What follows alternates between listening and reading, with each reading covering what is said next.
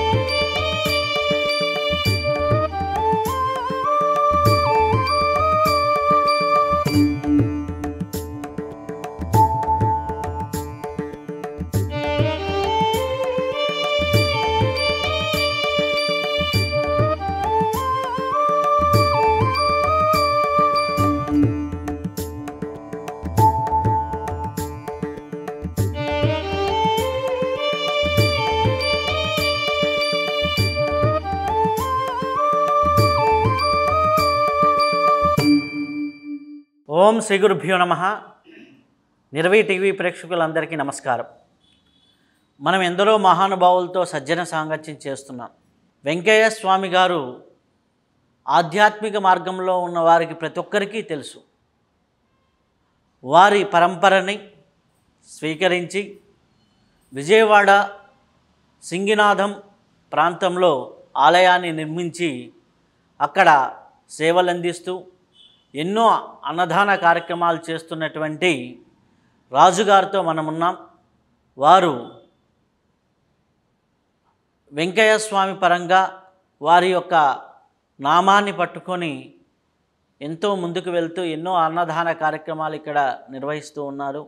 వారి యొక్క అనుభవాలు, వారి యొక్క జీవిత గమ్యం, వారి యొక్క విశేషాలను మనం తెలుసుకుందాం. నమస్కారం అండి. నమస్కారం. వైవి రాజు గారు, మీరు అసలుకి ఈ మార్గంలోకి అసలుకి ఎలా ప్రవేశించడం జరిగింది? ఎందరో మహానుభావులు ఈ ప్రయాణం చేస్తున్నప్పుడు తెలిసిన అనుభూతిలో కూడా తెలియని ముందు మనం ఎలా ఉంటామో అందరికీ తెలిసిన విషయమే.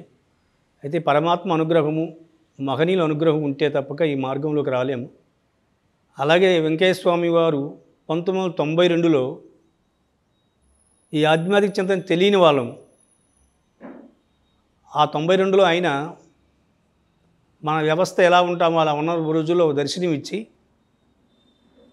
నేనున్నాను నా దగ్గర రాయ్యా అని ఒక చిన్న పిలుపు వచ్చింది. ఆశ్చర్యపోయా, ఎవరు ఈయన, అసలు భగవంతుడు అంటే ఈయనేనా, ఇంకెవరైనా ఉన్నారా, అసలు ఈయన ఎవరు, ఈయన దగ్గరికి మనం ఎందుకు వెళ్ళాలి, అసలు ఈయన ఎవరని ఆలోచిస్తే ప్రతిరోజు ఒక సందేశాన్ని మనకు ప్రసాదించేవాడు దర్శనమిస్తూ.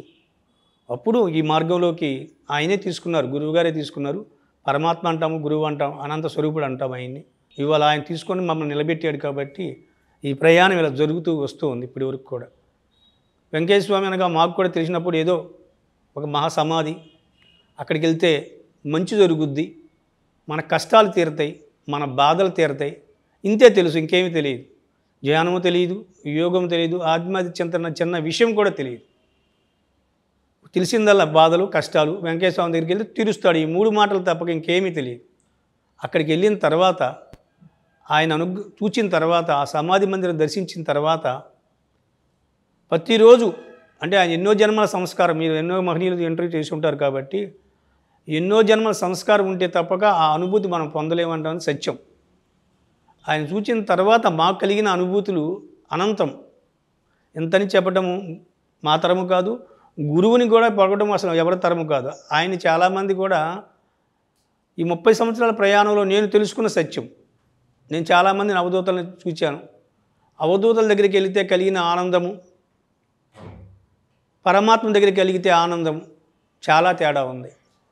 ఈ మహానుభావుడు వెంకయ్య స్వామి వారు అనేక మందికి వాళ్ళ శిష్య పరంపరలో కానీ మాకు కానీ అనేక మందికి ఆయన ఇవాల్టికి కూడా ఈరోజు కూడా మాట్లాడతారు. ఎక్కడ మాట్లాడుతున్నారు చాలామంది అనుకుంటారు, చాలామంది మాకు కనపడ్డారు, మాకు అవన్నీ నేను కొన్నాము. ఆయన ఏ అవస్థ ఉందో మీకు తెలిసిన అవస్థ, జాగృత అవస్థ, ఈ 3 అవస్థల్లో తీసుకెళ్ళి అక్కడ మనతో మన ఆత్మని ప్రయాణం చేయించి అక్కడ సందేశాన్ని మనకు ప్రసాదిస్తాడు. అయితే ఆ గొప్ప విశేషం ఏంటంటే వెంకయ్య స్వామి వారు ఏదైతే చెప్తారో అది ప్రకృతిలో సత్యంగా జరిగి తీరుతుంది.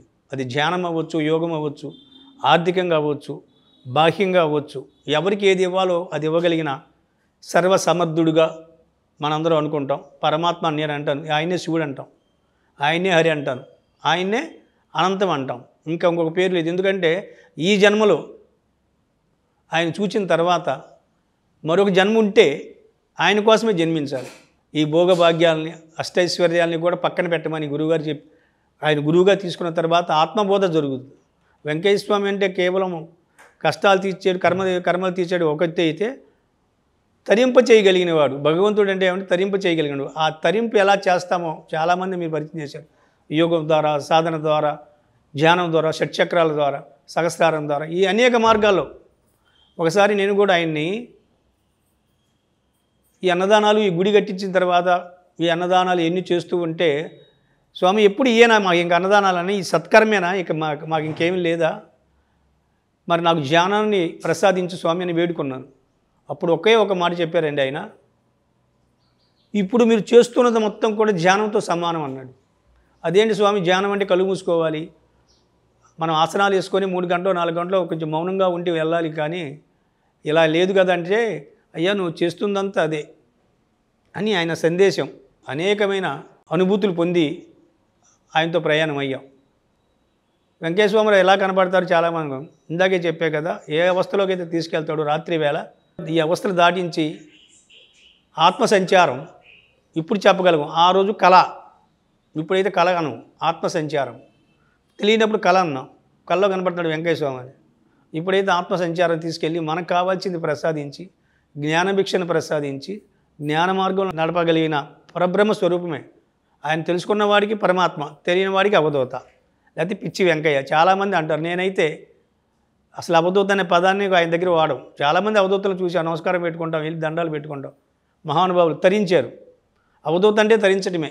ఈ మార్గంలో, వైరాగ్య మార్గంలో అవధూత అంటే తరించటమే, ఇంకా మళ్ళీ జన్మ లేని వాళ్ళు. ఈయన అదే చెప్పాడు, ఇక జన్మే వచ్చేది లేదయ్యా. అనేక మందికి జన్మ రాహిత్యం చేయగలుగుతున్నాడు ఇవాళ ఆయన. వెంకటేశ్వర స్వామి వారు ఉన్నప్పుడు చేశాడు, ఇప్పుడు జరుగుతుంది. ఆయన దగ్గర ఇప్పటికి కూడా గొలగముడిలో అనేక మంది అవధూతలు ఉంటారు. ఇప్పుడు ఒక ఆమె ఉంది, కస్తూరమ్మని, ఎక్కడి నుంచి వచ్చిందో తెలియదు. అసలు ఆడంబరానికి ఆమడ దూరం.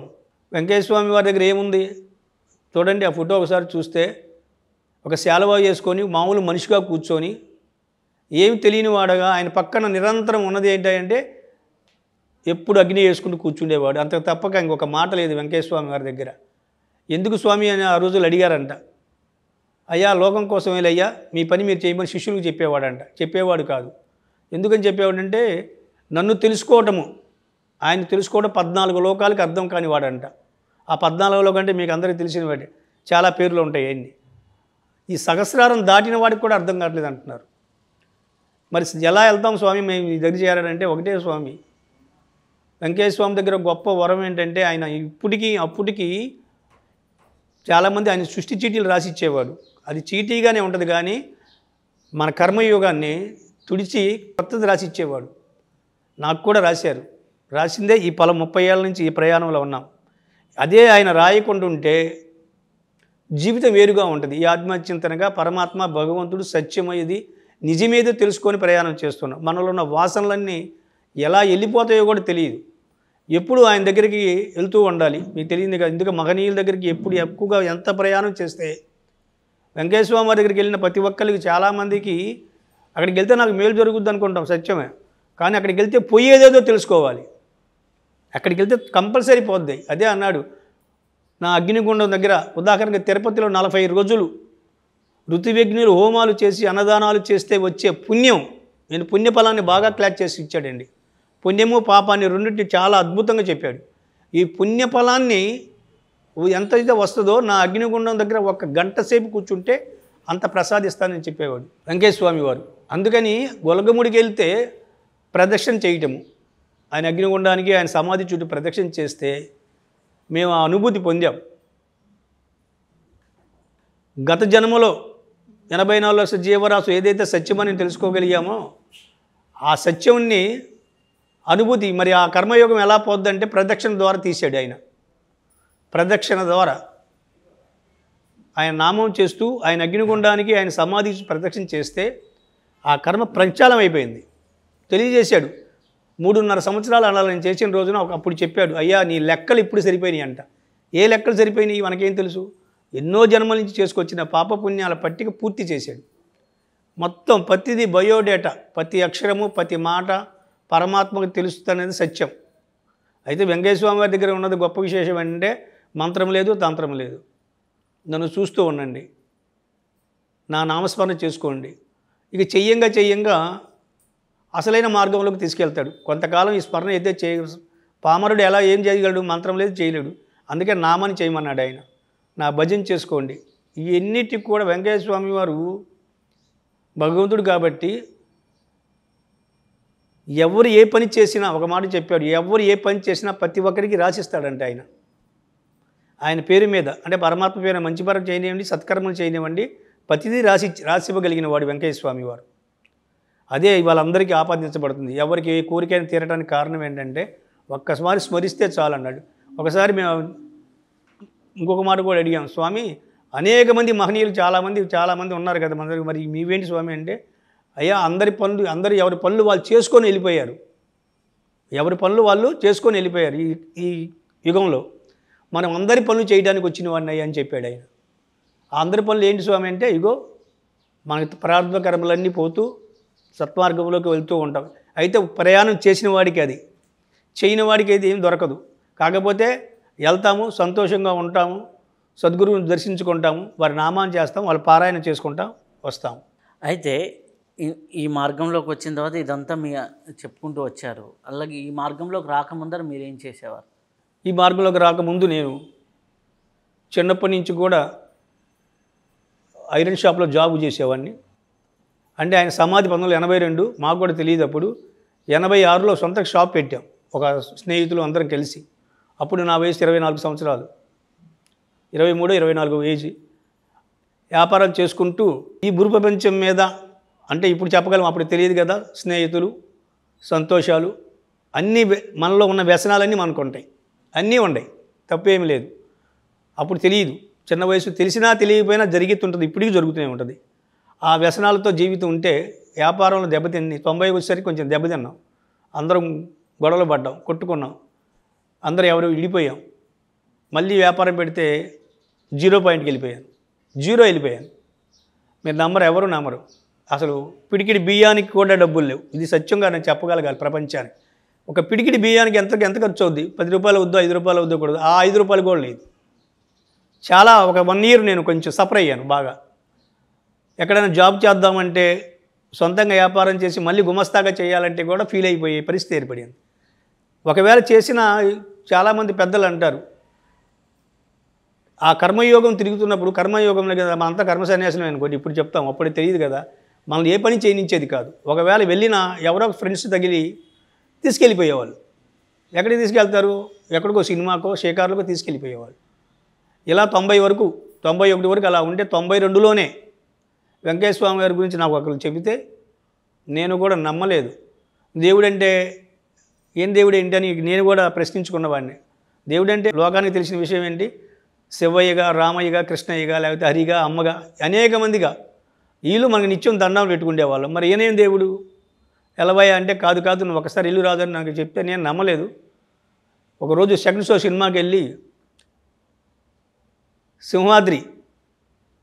సింహాద్రి అనుకుంటా, లేకపోతే కళ్యాణ రాముడు అలంకార థియేటర్లో, విజయవాడలో అలంకార థియేటర్లో సెకండ్ షో సినిమాకి వెళ్ళి వచ్చి,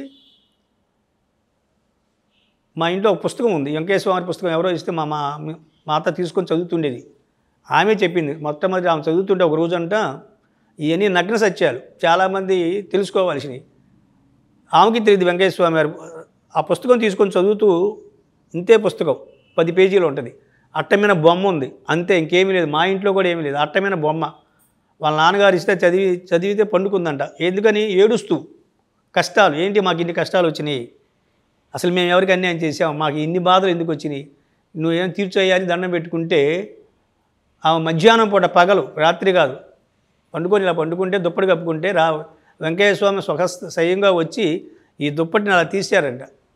తీసేసి ఆమె భయపడిందంట. ఎవరు నువ్వు అంటే, నేనే కదమ్మా, పిలిచావుగా వెంకయ్య స్వామిని, వచ్చానమ్మా అన్నాడంట. స్వామి మా కష్టాలు తీర్చంటే అప్పుడు చెప్పాడంట, 55 రోజులు తర్వాత నీ కష్టాలు తీరిపోతాయి పోని మాయమేరంట. 55. ఆ తర్వాత నేను షాపులో పనిచేస్తూ ఒకసారి కోయ వాళ్ళతో నాకు అంతరం కట్టించారు వీళ్ళు. అక్కడున్న రాజు ఇంటికి ఇలా అయిపోతున్నాడు, దెబ్బతింటున్నాడు, బాగా ఆర్థికంగా చితికిపోయారు అనే పరిస్థితిలో ఒక కోయ వాళ్ళు వస్తే ఒక 100 రూపాయలతో ఖర్చు పెట్టి అంతరం కట్టిస్తే అది కూడా చెప్పాడంట, అంతరం ఉంచుకుంటాడమ్మా. ఆమె అడిగిందంట, అంతరం స్వామి ఏమైనా అంతరం కట్టు స్వామి, ఎందుకంటే భగవంతుడని తెలియదు, వాళ్ళ గురించి తెలియదు కాబట్టి మనం బాధల నుంచి బయటపడాలి కాబట్టి స్వామి అంతరం కట్టమన్నాడంట. ఉంచుకుంటాడమ్మా అని అవి వెళ్ళిపోయాడంట. కానీ నాకు అంతరం కట్టారు వీళ్ళు. అప్పుడు నేను ఎంప్లాయీ పని చేస్తూ కోటిలో అప్పుడు రాజేంద్ర నగర్ ఐరన్ సప్లై చేస్తూ కోటి రాజేంద్ర నగర్లో ఒక 4 రోజులు ఉన్నాను ఆ వయసులోనే. అప్పుడు ఇండస్ట్రియల్ ఏరియా మొత్తం సప్లై చేస్తున్నాం ఐరన్ మేము. ఆ నైట్ పూట కోటిలో రూమ్ తీసుకొని స్నానాన్ని చేస్తూ ఈ యంత్రాన్ని తీసి పడేసాను అక్కడే. నాకు తెలియదు వీళ్ళు అడిగినట్టు, వీళ్ళు కట్టిన యంత్రం ఉంచుకోబుద్ధి కాల. అలా జరిగిన తర్వాత ఇంటికి వచ్చిన తర్వాత ఇలా చెప్పేది నాకు స్వామివారు కనపడ్డారు అంటే, పిచ్చిదానిలాగా ఉన్నావేంటి, మెంటలు వచ్చిందా ఏంటి, ఆర్థికంగా చితికిపోయేసరికి నీకేమన్నా అప్సెట్ అయిపోయావా, భగవంతుడు కనపడటం ఏంటి, మనమేమన్నా యోగులమా, తాపసులమా, లేకపోతే పెద్ద సంస్కరణలమా, మధుమాంసాలతో జీవించేవాళ్ళం, రోజు మాంసాలు చేపలు అన్నీ తింటూ ఉండేవాళ్ళము, మనకేంటి ఇవన్నీ అంటే, కాదు స్వామివారు కనపడుతున్నారు. సరే నీకేమైనా పిచ్చేద్దని ఎల్ల రామసుబ్బారెడ్డి సైకాలజిస్ట్కి తీసుకెళ్ళాను. ఆయన ఏమీ లేదని ఏదో ట్యాబ్లెట్ ఇచ్చి పంపించాడు. ఇలా రోజు ఈ తజ్జనబా జరుగుతుంది. నేనేమో ఆర్థికంగా కొంచెం మానసికంగా ఇబ్బందిగా పడుతుంటే అప్పుడు అదే ఒకరోజు సెకండ్ షో సినిమాకి వెళ్ళి వచ్చి వీళ్ళు నిద్రపోతుంటే, ఏంటి నువ్వు ఏదో గొడవ చేస్తున్నావు కదా, వెంకయ్య స్వామిని గొడవ చేస్తున్నావు కదా, అసలు ఏంటని ఆ పుస్తకాన్ని ఇలాగా 1 గంటకి సిగరెట్ తాగుతూ ఆ సిగరెట్ అలా పడేసి నవల చదివినట్టు ఊరికి ఇలా చదివి నిద్ర పట్టేసింది. ఈ గుండెల మీద పుస్తకం పెట్టి పండుకున్నాను మంచమేనే. ఆ గంటలో ఒకే 1 అవర్లో నాకు అద్భుతమైన దృశ్యాన్ని చూపించారు వెంకయ్య స్వామి గారు. నాకు తెలియదు అప్పుడు వెంకయ్య స్వామి కూడా. గొలగముడిలో ఆయన కుటీరం ఉంది, ఇప్పటికీ కుటీరం ఉంది. ఆ కుటీరాన్ని చూపించి కుటీరం దగ్గర నన్ను ఒక కొండ చిలువ పాములాగా, అంటే అప్పుడేంటి పాము అనుకుంటాం, దాన్నే ఇవాళ కర్మ అనుకోవచ్చు, ఇప్పుడైతే చెప్పుకోగలుగుతాం, అప్పుడు తెలియదు కాబట్టి అది మింగి దాని లోపల ఉన్నాను. ఇదిగో ఈ 2 ఫింగర్సే నాకు బయట ఉంది, అంటే ఒక సహస్రారం మొత్తం లోపలికి నిండిపోయింది, ఇంకేమీ లేదు, ఈ 2 వేళ్ళే. అప్పుడు వెంకయ్య స్వామి గారు వచ్చి ఈ 2 వేలు పెట్టి దాన్ని తీసి ఈ పాక నుంచి వెనక విసిరేశారు. అప్పుడు ఆయన మాట వాణి వినపడింది, అక్కడే వినపడుతుంది, అంటే జరుగుతుంది, ఇదంతా తెలుస్తుంది. మరి ఏ జన్మ సంస్కారం తెలియదు కానీ ఈ జరిగేదంతా తెలుస్తుంది. ఆయన అప్పుడు అన్నాడు, అయ్యా నిన్ను పట్టుకోవాలని చూస్తుంది అయ్యా అని, నిన్ను పట్టుకోవాలని చూస్తుందని. ఒక్కసారి లేచిపోయాను. పండుకుంది 1 గంట, లేచింది 2 గంటే. ఈ గంటలో ఏం జరిగింది మొత్తం అర్థమైపోయింది. అసలు ఏంటి ఇంత అద్భుతంగా ఉంది. అప్పటికి నా వయసు 27, 28 ఎంత వచ్చేసినాయి, ఎప్పుడూ చూడండి అని నా లేచిపోయి భయపడేసి తెల్లారి లేచి దండం పెట్టాను ఫస్ట్ టైం. 2వ రోజు వారు దర్శనం మళ్ళీ ఇచ్చేశారు. దర్శనం ఇచ్చి ప్రతిరోజు ఇక నేను ఆయన కనపడతాం ఏదో చెప్తుంటే నాకు జరగడం ఇలా జరుగుతూ ఉంది. అప్పుడు 3 నెలల తర్వాత ఆ గొలగమూడి ఎక్కడైనా వెళ్ళారు. 3 నెలల తర్వాత మళ్ళీ గొలగమూడి వెళ్ళి 3 రోజులు అక్కడ నిద్ర చేసి ఇంటికి వచ్చిన తర్వాత నేను ఏదైతే పోగొట్టుకున్నానో దాన్నే మళ్ళీ నాకు ప్రసాదించాడు. నా దగ్గర డబ్బులు లేవు స్వామి అంటే, వస్తాయి పో అంటాడు, అంతే, ఇంకేమీ లేదు. వెంకయ్య మాట, వెంకయ్య స్వామి వారి వాక్కు వస్తే ఈ సృష్టి మొత్తం పాటించి తీరుద్ది. దీంట్లో అయోశక్తి లేదు. ఎందుకంటే దీనికి ఒకటే నిదర్శనం, మాకు ఎన్నో అనుభవాల్లో అని చెప్పుకోలేము. ఈ అభయ మందిరం నిర్మించాం, స్వామివారు కొనమంటే కొన్నాను. ఆ కొన్న రోజు ఇది చాలా ఇక్కడ ఇల్లు కూడా ఏమీ లేవు, ఈ మొత్తం మహాపట్నం అవుద్దని ఆనాడే చూపించాడు. నేను కొనట్లా, అక్కడ ఐరన్ షాప్ పెట్టుకోమన్నాడు, పెట్టా. డబ్బులు అంటే వస్తే పోయా అన్నాడు, వచ్చాయి. అదంతా ఒక హిస్టరీగా జరుగుతూ వచ్చింది. మళ్ళీ ఇక్కడ పెట్టమన్నాడు. ఇక్కడ స్థలం కొనబట్టి నేను కొన్న స్వామి, ఆశ పోతే అంతా పోతుంది అన్నావు కదా. అప్పటికే బాగా ప్రయాణం జరిగిపోతుంది గురువుగారితో. ఫస్ట్ భగవంతుడు, తర్వాత గురువు అయిపోయారు. ఎందుకంటే ఆధ్యాత్మిక చింతన, ఆ భావనలు, ఆనందము, ప్రతిరోజు భగవంతుని చూస్తున్నాం. అసలు ఇంకేం చూడాలనిపిస్తుంది ఒక్కోసారి. ఇంకేం చూడాలి? వెంకటేశ్వరాన్ని చూసాం, వెంకటేశ్వరం శివుడిగా చూసాం, వెంకటేశ్వరాన్ని కృష్ణుడిగా చూసాం, వెంకటేశ్వరాన్ని వెంకటేశ్వరామిగా చూసాం, వెంకటేశ్వరాన్ని అమ్మగా చూసాం. ఇద్దరిని చూసిన తర్వాత ఇంకేం చూడాలి? మనం తరించాలి అంతే, ఇంకా మనం ఉండకూడదు. ఆ ఉండకూడదు కూడా రాసిచ్చాడు. ఈ సృష్టిలో ఈ కలియుగంలో ఈయన తప్పక, అంటే ఎక్కువ తక్కువ అని కాదు, నాకున్న ఆనందం అది. ఇలా రాసిస్తే అది శాశ్వతం. ఆ జీవుడు అసలు ఏ సాధన చేయకపోయినా మెదలకుండా అక్కడ ఆయన దగ్గర అలా కూర్చుంటే అదే సాధన. అంటే ఈయన దగ్గర, ఎందుకంటే ఇచ్చువాడు అయితే మనం చేత చేయిస్తాడు. తెలియకుండా మనలో షట్చక్రాలు యాక్టివేషన్ అయిపోతాయి. నాకు ఏనాడు చెప్పాడు, ఒకసారి ఆయన మందిరం దగ్గర పండుకుంటే 7 పాస్ అయ్యా ఉన్నాడు. నాకు అర్థం కాలేదు, నేను 7 పాస్ అవ్వడం ఏంటి స్వామి అనుకున్నా. మళ్ళీ కొన్ని సంవత్సరాల తర్వాత ఆయన మంది దగ్గర మళ్ళీ పండుకుంటే 10 పాస్ అయ్యా అన్నాడు. అక్కడి నుంచే జ్ఞాన మార్గంలోకి వెళ్ళిపోయి తెలిసింది. ఈ షట్చక్రాలు ఎలాగ ఉన్నాయో తెలుసు, అర్థమైపోయింది. ఈ మధ్య రీసెంట్గా గొలగమూడిలో మళ్ళీ పండుకుంటే ఒక్కరోజు ఆశీర్వాదం డైరెక్ట్గా అడిగేసింది. అసలు ఏ ఊరు మీది అని అడిగింది. ఏం చెప్పాలి? ధ్యానం చేస్తూ కూర్చున్నాం రూమ్లో గొలగమూడిలో. ఏ ఊరు మీది? ఏ ఊరు అని చెప్పాలి? గొలగమూడి అని చెప్తే నవ్వుకుంటూ వెళ్ళిపోయారు. ఆశీర్వాదం అదే ధ్యానంలో ఉన్నాను. మళ్ళీ 1 అవర్ తర్వాత అదే ప్రశ్న వచ్చింది.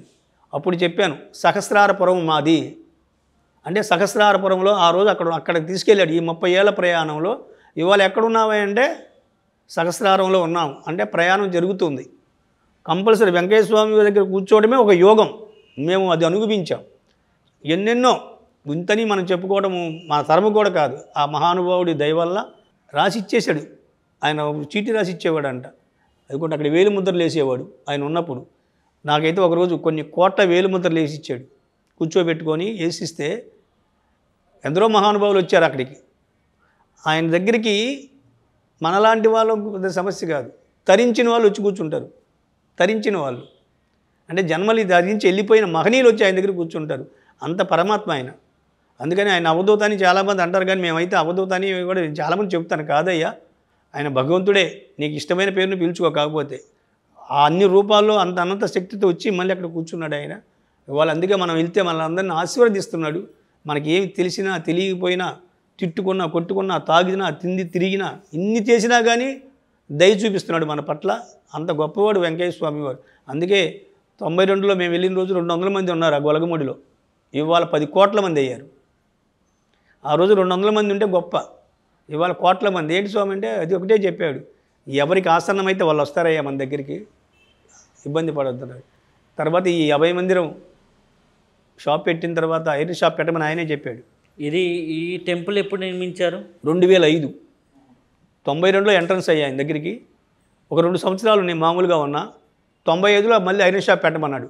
ఈ 2-3 ఏళ్లలో భగవంతుడితోనే ఉన్నాం. ఇల్లు, సంసారం, పిల్లలు అయినా ఆయనతోనే ఉన్నాం. ఇంకా ఎక్కడా ఉండలేదు. మన పని అంటే మనలో ఉన్న వాసనలన్నీ రోజు కొట్టుకెళ్ళిపోతున్నాయి. ఇందాక చెప్పాక సిగరెట్ వెళ్ళిపోయింది. అది ఎలా వెళ్ళింది? మీరు అలా కూర్చొని ఉన్నారు, సిగరెట్ తాగుతున్నారు, మీరే తాగుతున్నారు. మీ వెనక నుంచి పారేయ్యా అనే శబ్దం, మీ వెనక నుంచి పారేయ్యా, అంతే పారేశాను. 28 సంవత్సరాలు సిగరెట్ వెళ్ళిపోయింది. ఏమైందో తెలియదు, మాయమైపోయింది. నేను మాయమైంది అంటాను. మానేస్తే మళ్ళీ వచ్చుద్ది అది. అసలు ఇక ఆలోచన లేదు, అసలు ఇంకా ఏమీ లేవు. జీరో చేస్తాడు. జీరో చేయటమే మానవుడికి, మీకు తెలియంది కాదు కదా. జీరో అవ్వాలి. ఆ జీరో అవ్వగలగటానికి అద్భుతమైన మహానుభావుడు. అక్కడ కూర్చుంటే జీరో అవుతుంది. తగిలించుకోవడం ఈజీ, వదిలించుకోవడమే కష్టం. అసలు అలాంటిది తగిలితే ఇంకా వదిలించుకోవడం ఎందుకు? అదే కావాలని కోరుకుంటున్నాం ఇవాళ మేము. అంటే మామూలుగా అలవాట్ల పరంగా నేను చెప్తున్నాను. ఒకటి సిగరెట్ అలవాటైనా కానీ, ఏదైనా ఆహార పదార్థాల అలవాట్లైనా కానీ, వీటి పరంగా ఒకటి తగిలించుకుంటే వదిలించుకోవడం కష్టం. అవును. మన మనస్సులోనూ మన ఆత్మస్థితిలోనూ ఆ పరిపక్వత, ఆ యొక్క ఇది రాకపోతే అది వదిలించుకోలేము. దానికి కూడా అదే అనేది, ఆ గురువు యొక్క గొప్ప అద్భుతం. ఒక మాట పారేయ్యా అన్నాడు, అంతే, అయిపోయింది. చెప్పింది ఎవరికి అయినా? ఆత్మకి. మనసు పక్కన పడేసే వెళ్ళిపోయింది. భుజించటం ఏమీ లేదు. ఈ మధ్యకాలంలో కూడా బీరకాయ, దోసకాయ, పొట్లకాయ నేను తినే ఆహారం. ఆయనే చెప్పా, ఈ తినేయ్యా, నువ్వేం తినవద్దు అన్నాడు. ఇవే తింటున్నాం ఇవాళ. 30 ఏళ్ళ నుంచి ఈ మాంసకృతులన్నీ ఎప్పుడో వెళ్ళిపోయినాయి. సిగరెట్లు ఇంకా ఏమీ లేవు. సినిమాలు కూడా చూడడం ఏమీ లేవు. ఆయనతో పని ఆ షాపు, ఈ దేవాలయం నిర్మించిన తర్వాత ఆయనే కట్టమంటే నేను కట్టల. చెప్పాడు ఈ మొత్తం ఎలా ఉంటుందో. ఇదంతా ఇవాళ కళ్ళకు కనిపడిపోతుంది అందరికి, కొన్ని వేల మందికి తెలుసు. ఇంతకన్నా అద్భుతమైన ఘట్టం ఏంటంటే వెంకయ్య స్వామి వారు చెప్తే పరమాత్మ దిగొచ్చుది. అంటే పరమాత్మ ఆయనే అనేక రూపాల్లో ఉందిగా, అనంత శక్తి. ఆ శక్తి ఇంకో రూపంలో కూడా వచ్చింది. ఈ విగ్రహ ప్రతిష్టాపన అద్భుతం. ఈ మందిరం కట్టించడం కూడా ఒక అద్భుతం. నేను ఈ స్వామితో ప్రయాణం చేస్తూ ఉన్నప్పుడు ఇది కొనమన్నారు. 2002లో కొన్నాను. ఐరన్ షాప్ పెట్టాము. మళ్ళీ ఆయన బిజినెస్ చేస్తున్న వ్యాపారం. అక్కడ కూడా అడిగా, స్వామి అంటే ఆయనతో ప్రయాణం చేస్తున్నాం కాబట్టి మళ్ళీ వ్యాపారం పెట్టమంటే మళ్ళీ కర్మ అంటుకుంటుంది కదా, ధర్మంతో జరగదు అని అడిగినప్పుడు మళ్ళీ మేము వెనక్కి వెళ్ళిపోతాం స్వామి అంటే, అయ్యా నువ్వు చెయ్యయ్యా, తలా కొంచెం ఉంటుందిలే అని చెప్పేవాడు. తలా కొంచెం అవి ఎవరిని ఇవ్వడు ఆయన. అలా చేసిన తర్వాత మళ్ళీ పిల్లాపాలతో కొంచెం పైకి వచ్చిన తర్వాత ఏదైతే స్థలం కొన్నామో దాన్ని ఇల్లు కొనుక్కోమన్నాడు. ఒక స్థలాన్ని కొనమన్నాడు. నేను ఉండే షాపు ఇవాళ మా ఇల్లు కూడా అక్కడే. అది ఒక పెద్ద లాయర్ గారిది. ఆయన దగ్గరికి వెళ్ళి అడిగే ధైర్యం మనకు లేదు. ఒకవేళ వెళ్ళి నీ స్థలం నేను కొంటాను, ఆయనకు గన్ను లైసెన్స్ ఉంది, కాల్ చేస్తాడు. స్వామి ఆయన గొప్ప ఇది స్వామి అంటే, అయ్యో ఆయన వచ్చి చెప్తాడులేవయ్యా, నీ పని నువ్వు చేసుకుపో అన్నాడు. సరే మన పని మనం చేసుకుంటూ వ్యాపారం చేసుకోవడం, గొలగముడికి వెళ్తే దర్శించుకోవడం, వారానికి 2 వారాలకు ఒకసారి వెళ్ళిపోవడం, అక్కడికి వెళ్ళి దర్శనం చేసుకోవడం. ఆ తర్వాత సంవత్సరం తర్వాత ఆయన వచ్చి ఈ స్థలం కొనుక్కో అన్నాడు. అది నాకు ఆశ్చర్యం కలిగింది. చెప్పాడు కదా, చెప్పింది జరిగింది. అది కొన్న తర్వాత ఇల్లు కట్టుకొని ఏదో అయిన తర్వాత మళ్ళీ ఇది కొన్నప్పుడు నేను కొనకపోతే కొనమని చూపించాడు ఆయన. ఈ స్థలం కొన్నాం. తర్వాత మళ్ళీ మందిరం నిర్మించమన్నారు. ఆ నిర్మించమని ఆయన చెప్పాల.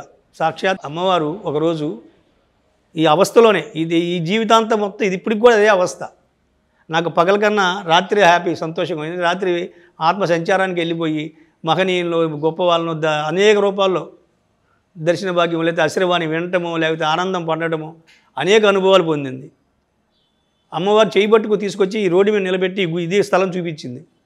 ఈ స్థలం మందే కదమ్మంటే కట్టు అంది. కట్టేశాం. ఇంకా రెండే మాటలేదు. ఎంత కడుతూ తీసుకొచ్చి స్వామివారి విగ్రహ ప్రతిష్టాపనకి 2009లో జరిగింది. అనేక మంది స్నేహితులందరూ కూడా వెంకటేశ్వర స్వామి వారితో వచ్చిన వాళ్ళందరూ కూడా ఈ మొట్టమొదటి విజయవాడలో మందిరం విగ్రహ ప్రతిష్టాపన జరగాలి. ఈ ప్రపంచం ఇది చాలా అద్భుతం. ప్రపంచం సృష్టిలో, ప్రపంచమే సృష్టి కూడా మొత్తంలో కూడా విగ్రహ ప్రతిష్టాపన ఎలా చేస్తారనేది అందరికీ తెలిసిన విషయం. మనందరం కూడా ధాన్యాసవాసము ఇవన్నీ జరిగి తీరాలి. ఈ విగ్రహ ప్రతిష్టాపన చేయడానికి నేను అప్పటికే ప్రయాణం చేస్తున్నాను. ఏ ప్రయాణం చేస్తున్నాను నేను? స్వామివారితో అచ్చలం అంటే దాంట్లోకి వెళ్ళిపోయాను. నేను ఆ మార్గంలోకి వెళ్ళిపోయాను. ఆ మార్గంలోకి వెళ్ళిపోయిన తర్వాత నా మనసు ఎలా చేయాలి, ఎందుకంటే ఈ మంత్రాలు తంత్రాలు ఈ ప్రయాణంలో అసలు ఎన్ని పక్కన పెట్టాడు గురువుగారు. ఎన్నెన్నో చూపించాడు, ఎన్ని చెప్పుకోలేము. ఈ విగ్రహ ప్రతిష్టాపన జరగాలి స్వామి, ఎలాగా నాకైతే ఇలా ఏం చేయాలో ఆలోచిస్తున్నప్పుడు మరి సంఘం మన ఒక్కడి కోసం కాదు కదా అని చెప్పి మిత్రులందరూ ఉన్నారు. ఆ రోజు తెల్లారి సిద్ధాంతి గారి దగ్గరికి వెళ్దాం అనుకున్నాం. ఇక్కడే మన నాగార్జున యూనివర్సిటీ ఎదురుగా ఊరుంటే పెద్ద సిద్ధాంతి గారు ఉన్నారు. ఆయన దగ్గరికి వెళ్ళి మొత్తం ముహూర్తం అన్నీ పెట్టుకొని ఎంత ఖర్చు అవుద్ది అన్నీ కూడా తీసుకొని తెల్లారి బయలుదేరుతాను. ఇంకా ఆ రాత్రి మళ్ళీ దర్శనం ఇచ్చి ఒకే ఒక మాట చెప్పాడు, అయ్యో అమ్మ వస్తుందిలే కానీ నీ పని నువ్వు చేసుకోపో అన్నాడు. అమ్మ మాకు అర్థం కాల, కానీ ఆ అనుభూతి ఉంది. ఎందుకంటే అమ్మ రంగానే అవధూతల రూపంలో నేను 5-6 సార్లు అమ్మతో ప్రయాణం జరిగింది బాహ్యంగా. ఈ ప్రయాణంలో చాలాసార్లు అమ్మలు నాకు కలిసి వాళ్ళ అనుగ్రహంతో నేను ఎందుకంటే నాకు నమ్మకం అది. సరే స్వామి అనుకున్నా. మేము సత్సంగంలో అందరికీ చెప్పుకున్నాం, ఒక్కడికే కాదు కొన్ని 100 మందికి చెప్పేశాం. ఇలా చెప్పారు స్వామివారని. కరెక్ట్గా మళ్ళీ సంవత్సరంన్నర తర్వాత ఆయన విగ్రహ ప్రతిష్టాపన డేట్ చెప్పేశాడు. డేట్ ఏం లేదు, ఆగస్టు 24 ఆయన సమాధి రోజు. ఆ సమాధి రోజు పెట్టేయమన్నాడు. జైపూర్లో విగ్రహం చేయిస్తున్నాం. ఆ విగ్రహం జైపూర్ వెళ్తానికి కూడా శిల్పిని చూపించాడు ఆయనే. ఆ జైపూర్ వెళ్ళి శిల్పిని ఇచ్చి తీసుకొచ్చి ఇక్కడ తీసుకొచ్చాం. మేము వెళ్ళేలోపు ఒక అవధూత వచ్చేసింది. మేము బయట కూర్చోన్నాను ఒకరోజు ఆ మెట్ల మీద. అప్పుడు ఇంత ఆమె ఒక మూట పెట్టుకొని పిచ్చామలాగా వచ్చేసింది. నాకు కొంచెం అనుభవం ఉంది కదా, అవధూతలతో అనుభవం ఉంది. అమ్మ వచ్చింది అనిపించింది. కామ్గా కూర్చున్నాను. నాకు టిఫిన్ పెడతామని అడిగింది. ఇడ్లీ తెచ్చి ఇచ్చాను. ఆమె దీన్ని నాకు సగం పెట్టింది. పైకి వచ్చి ఇవన్నీ అప్పుడు ఇంకా పూర్తి అవ్వాల. ఆ స్థానంలో కూర్చుంది. వెళ్ళి నమస్కారం పెట్టుకున్నా. మమ్మల్ని జైపూర్ పంపించేసింది. వెళ్ళిపోండి నేను ఉంటాను గుడిలో ఉంటే. ఈయన ఉన్నాడు, వీళ్ళందరూ ఉన్నారు ఇక్కడ. ఆమె మేము వెళ్ళిపోయిన తర్వాత అనేక మందికి బ్లెస్సింగ్స్ ఇచ్చి ఈ హల్వా చేత్తో ఇలా తీసి ఇచ్చేసిందంట. హల్వా ప్రసాదం క్లియర్గా పగలే. అందరికీ ఆశ్చర్యపోయింది. వీళ్ళందరికీ హల్వాలు తీసుకుందంట. అందరు ఫోన్లు చేసి చెప్పారు, అమ్మ ఇలా చేస్తున్నాను, మంచిదేనయ్యా, మీరందరూ సంతోషం, అమ్మ అనుగ్రహం పొందుతున్నారు, ఉండండి. మేము జైపూర్ వచ్చాము, వెళ్ళిపోయిందాం. లేదు, స్వామివారు ఒక మాట చెప్పారు కదా, విగ్రహ ప్రతిష్టాపనకి అమ్మ వస్తుందని. కరెక్ట్గా ఆగస్టు 24కి వారం ముందు నుంచి ఓంనారాయణ నామస్మరణ చేస్తూ నిత్యం అన్నదానం జరుగుతుంది. కంటిన్యూ అన్నదానము భజన చేస్తున్నాం. రెండో రోజు నేను కూడా కొంచెం నామం చేసి అలా పండుకున్నాను. నిద్రలేదు, 15 రోజులు నాకు నిద్రలేక ఈ కార్యక్రమం పట్ల. అప్పుడు సమాధి స్థితిలోకి తీసుకెళ్ళిపోయి ఒక్కసారి స్వామివారి వస్తుంటే లేచిపోయి ధ్యానయోగంలో తీసుకెళ్ళి ఆసనం వేసి మొత్తం అమ్మ రావటము. అక్కడ తొట్టు ఉండేది రోడ్డు మీద, ఇప్పుడు తొట్టు లేదు, మెయిన్ రోడ్డు అయిపోయింది. అప్పుడు సింగిల్ రోడ్డు. ఆ తొట్టి దగ్గర కాలు కడుక్కోవటము ఇలా అన్నీ కనపడిపోయింది. 1:30-2 అయిపోయింది. భోజనాలు గొడవ అయితే ఇక్కడ 0 అయిపోయింది, ఏం లేదు, శబ్దం నిశ్శబ్దం అయిపోయింది. అంటే సమాధి స్థితిలోకి తీసుకెళ్ళిపోయాడు. మొత్తం కనబడిపోయింది. 2 అయిపోయింది. లేచా, ఇది బంద్ అయిపోయింది. అది ఇప్పుడు అక్కడ శ్రీనివాసరావు గారు డాక్టర్ గారు ఒక ఆయన ఉన్నాడు, ఈ పక్కన ఉండేవాడు పాపం. అప్పట్లో ఆయన చాలా ఇది, ఆయన పిలిచి బండి మీద వేసుకొని అమ్మవారి గుడికి వెళ్ళి కిష్టలో స్నానం చేసి పైకి వెళ్ళి అమ్మకి దండం పెట్టి, అమ్మా నువ్వు వచ్చావని తెలిసింది విగ్రహ ప్రతిష్టాపనకి వస్తున్నావు, నాకు కనబడితే ఇద్దరం ఆటోలు వెళ్దాం, లేదా నేను వచ్చేసరికి నేను అక్కడ ఉండగా ఆమె ఇక్కడికి వచ్చి పిచ్చామలాగా భోజనాలు జరుగుతున్నాయి బాగా, నాకు అన్నం పెడతానని అడిగిందంట. మా చెల్లి ఒక అమ్మాయి ఉంటే అన్నం పెట్టింది. పిచ్చాము కదా, రక్తము చీము నెత్తురు ఇవన్నీ మేము వర్ణించినయే. ఒక సంవత్సరం క్రితం వర్ణించాం. అమ్మ వస్తే ఎలా ఉంటుంది, శంకు చక్రాలు పెట్టుకొని అమ్మ రాదు కదా, అమ్మ వస్తే ఎలా ఉంటుంది, మనం అసహించుకున్నంత అమ్మ ఉంటుంది అనేసరికి అలాగే వచ్చిందంట. వీళ్ళందరూ అయిపో పిచ్చామని తరివేశారు. తర్వాత పెట్టి పంపించారు. నేను వచ్చి సంచి ఉంది కదా, ఆ సంచి ఉండి మీద పెట్టి కింద ఆవిడ పైన ఏమీ లేదు, అలా రోడ్డు మీదకి వచ్చేసరికి వచ్చేసింది. వచ్చి చేయబట్టుకొని రాజుబాబు అని చేయబట్టుకుంది. నాకు అర్థమైపోయింది అమ్మ వచ్చేసింది. ఆమె కరెక్ట్గా 1 నెల రోజులు ఆమె చేత విగ్రహ ప్రతిష్టాపన ఆమె చేసింది. శక్తిపాతం జరగని ఏదన్నా ఆమె చేతితో జరిగిన దివ్యమంగళమైన ఈ మందిరం. ఆ తర్వాత ఆమె 1 నెల రోజులు ఉంది. ఆమె గొప్పదా ఏంటి, ఈ పిచ్చోళ్ళు చాలామంది ఈ పిచ్చి ఆమె తీసుకొచ్చి విగ్రహ ప్రతిష్ఠ చేసిన రాజు అన్నారు. కానీ శాస్త్రి గారు మీరు ఒక 10 రూపాయలు ఆమెకి ఇస్తే ఆమె 10 రూపాయలు తీసుకొని నా సంచిలో వేస్తే సుగంధ పరిమళాలు వచ్చినాయి. అది అని అందరు ఇచ్చారు, కొన్ని వేల మంది ఇచ్చారు. 10 రూపాయల నోటు ఆమెకి ఇస్తే ఆమె అలా ముట్టుకొని దీంటేసేది, సుగంధ పరిమళాలు వచ్చేది. ఏంటని చాలామంది అడిగారు. నువ్వు ఇస్తుంది కర్మ, శుద్ధి జరుగుతుంది. ఇది క్లియర్గా జరిగిపోయింది. ఆమె 1 నెల రోజులు ఉంది. దసరా ముందు ఉంటే నన్ను ఇలా వెళ్ళిపోమని లాక్కెళ్ళిపోవడానికి ప్రయత్నిస్తే ఇక మా వాళ్ళు ఏడ్చారు కానీ వదిలేసి వెళ్ళిపోయింది. అప్పుడే తీసుకెళ్ళిపోతాను అమ్మ అంటే. ఈ విగ్రహ ప్రతిష్టాపన కూడా అంత గొప్పగా వెంకయ్య స్వామి వారు చూడండి. ఇక్కడ గమనించాల్సింది ఏంటంటే, వాళ్ళ నేను అని టెంపుల్ కట్టినా మళ్ళీ జరగదు. అది ఆయన నిర్ణయం. ఈ మందిరం నిర్మించింది కూడా వెంకయ్య స్వామి వారే. ఇంకొక మాట కూడా చెప్పాడు, ఇక్కడి నుంచి కూడా దారి ఉంటుంది. ఒక సాధనాపరుడికి ఎక్కడి నుంచి కూడా ఎవరైతే సాధన చేయగలుగుతారో గమ్యం చేరడానికి ఇక్కడి నుంచి కూడా, అంటే ఈ స్థలంలో కూర్చొని ఎవరైతే జపించగలుగుతారో, ఎవరైతే సాధన చేయగలుగుతారో, సాధన కంపల్సరీ జరగాల్సింది. ఇప్పుడు మేము సాధనలోనే ఉన్నాం, తప్పదు. ఒకసారి చూపించాడు, అవధూతల ట్రైన్ వెళ్తుంది, అవధూతల ట్రైన్. ఆ అవస్థలో నేను ఒక స్టేషన్లో దిగిపోయా, మంచినీళ్ళు వాటర్ బాటిల్ కానీ ట్రైన్ మూవ్ వెళ్ళిపోయింది. పరిగెత్తుకుంటూ వెళ్ళి వెనకాల ఎక్కి నా స్థలంలోకి వెళ్తే మొత్తం ట్రైన్ అంతా అవధూతలే. ఒక బెడ్ మీద పండుకొని ఉన్నాం. నేను వెళ్ళిన తర్వాత ఒకసారి దిగితే ఆ స్టేషన్ పేరే సాధన. ఆ స్టేషన్లో దింపేశారు మా ట్రైన్ అంతా, మమ్మల్ని అందరినీ. అక్కడి నుంచి గమ్యానికి 2 గంటలంట. 2 గంటలు అంటే ఇప్పటికి 20 సంవత్సరాలు పట్టింది. ఇంకెన్ని సంవత్సరాలు పట్టిందో కూడా తెలియదు. ఇంత గొప్ప అనుభూతిని, ఆధ్యాత్మిక భావాన్ని, అసలు సృష్టికి మరొక సృష్టి చేయగలిగిన పరమాత్మ విశ్వామిత్రుడు ఆయన ఎప్పుడు అనుకుంటామేమో కానీ ఇప్పుడు మానవాళికి చేయగలిగిన వాడు. గొప్పవాడిని కోటీశ్వరుడు చేయగలిగాడు, లేకపోతే ఒక యోగి పొంగవులు అవుతారు ఆయన దగ్గర. మిగతా డబ్బు దశకము అనేక మంది మహానుభావులు ఉన్నారు, వెళ్తే ఆశీర్వదిస్తారు, మనకు కలుగుద్ది, మనం జోగులో పెట్టుకుంటాం, సంపాదిస్తాము, తింటాము, మళ్ళీ ఉంటాం. కానీ ఈయంత పట్టుకుంటే వాడు యోగి, భోగి కాదు, భోగి నుంచి యోగి అయిపోతాడు. అదే వెంకయ్య స్వామి వారికి ఒక గొప్ప వరం. ఎందుకంటే అనేక మంది చూస్తున్నారు, వాళ్ళ శిష్యులు నేను కళ్ళారు చూచా, వాళ్ళందరూ తరించారు, వాళ్ళందరూ సమాధి తెలిపారు. ఇవాళ 2-3 మేమే సమాధి దగ్గర నుంచి చేయించాం. ఆ అదృష్టం మాకు కలిగించాడు ఆ మహానుభావుడు. చాలామంది ఏంటంటే మన మాస్టర్ గారు అవధూత అని రాసేసి అవధూత అవధూత అవధూత అన్నారు. అవధూతలు ఇప్పుడు పోలయ్య తాత గారు తెలుసు, ఇక్కడ ఆయన అవధూత, తప్పేమీ లేదు. మేము కూడా వెళ్ళాం, దర్శనం చేసుకుంటాం, నమస్కారం పెట్టుకుంటాం. తరించాడు, జన్మ లేనివాడు. ఈయన ఇప్పటికీ ఉన్నాడు, ఎప్పుడూ ఉన్నాడు. అసలు సూర్యచంద్రులు ఉన్నంత వరకు ఉంటాడంట, అది సత్యం. వెంకయ్య స్వామి వారి జీవిత చరిత్రలో అసలుకి వారు ఎప్పుడు జనాలకి ప్రస్ఫుటమయ్యారు అంటే, ఎప్పుడు ఈయన ఒక అవధూత లేకపోతే ఈయన ఒక భగవంతుడు అనేది ఎప్పుడు జనంలోకి రావటం మొట్టమొదటి జరిగింది. వారు చూపించిన ముఖ్యమైన మహిమలు ఏంటి, వారి జీవితంలో ముఖ్య ఘట్టాలు, ముఖ్య మహిమలు ఎప్పుడెప్పుడు చూపించారు, వాటి గురించి. ఇప్పుడు వాస్తవంగా అయితే వెంకయ్య స్వామి దగ్గరికి వెళ్ళిన ప్రతి ఒక్కరికి ఆయన అసలైన తత్వం ఎవరికి తెలియదు, మాకు కూడా తెలియదు. ఆయన ఎప్పుడు పుట్టారు అనేది వాళ్ళ తల్లిదండ్రులు వాళ్ళు లేరు. కాకపోతే 100 సంవత్సరాల పైన జీవించారని చెప్తారు. నెల్లూరు దగ్గర నాగవెల్లుటూరు అని ఒక గ్రామంలో జన్మించారు. అక్కడి నుంచి 16 సంవత్సరాల వరకు ఆ ఊరిలోనే వ్యవసాయం చేసుకుంటూ, ఏం తెలియని వాళ్ళకి పిచ్చి ఆయనలాగా ఉంటూ, చిన్నప్పటి నుంచే గొప్ప మహానుభావుడు అని చరిత్ర ఉంది. మేము కూడా ఆ ఊరు వెళ్ళాము. అక్కడి నుంచి ఆయన బయటికి వెళ్ళిపోయాడు, అంటే ప్రపంచానికి దూరంగా వెళ్ళిపోయాడు. అక్కడి నుంచి మళ్ళీ ఒక 30-40 సంవత్సరాలు ఎవరికి తెలియదు, వాస్తవం ఇది. కాకపోతే తర్వాత ఎవరు ఆ ఊహాతీతాలు రాస్తారు తప్పక అసలు ఆయన ఎవరికి కనపడ్డాడు, ఎవరికి కనపడలా. ఎప్పుడు ప్రకటమయ్యాడంటే మళ్ళీ ఆయన ఒక 40-50 ఏళ్ళు తర్వాత వెంకయ్య స్వామిగా ప్రసిద్ధి చెందాడు. మళ్ళీ ఆ ఊర్లలో తిరుగుతుండేవాడు కాదు, పిచ్చి వెంకయ్య అనేవాళ్ళంట. ఎందుకని ఆయన ఎప్పుడు పిచ్చి పిచ్చిగా ఉండేవాడు.